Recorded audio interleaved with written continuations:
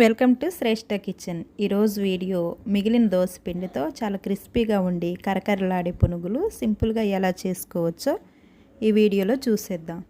బాగా పులిసిన దోశ పిండిలో 1 కప్పు బియ్యం పిండి తీసుకొని దీంట్లోకి సరిపడా సాల్ట్ వేసుకోండి. ఇంకా 1/2 టీ స్పూన్ జీలకర్ర, 1/2 టీ స్పూన్ వంట సోడా కూడా వేసుకొని దీనిలోకి సన్నగా కట్ చేసి పెట్టుకున్న 1/2 కప్పు ఉల్లిపాయ ముక్కలు, సన్నగా తరిగిన 1/2 కప్పు పచ్చిమిర్చి ముక్కలు కూడా వేసుకొని కొన్ని వాటర్ పోసుకొని పిండి మరీ గట్టిగా కాకుండా ఈ కన్సిస్టెన్సీ వచ్చే వరకు బాగా కలుపుకోవాలి.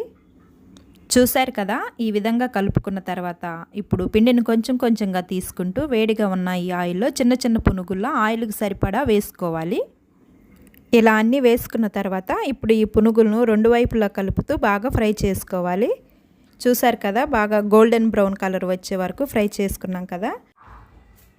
వీటిని ఆయిల్లో నుంచి తీసుకొని ఇప్పుడు దీనిలోకి పల్లీ చట్నీ కానీ టమాటో చట్నీతో కానీ తీసుకుంటే చాలా అంటే చాలా బాగుంటాయి.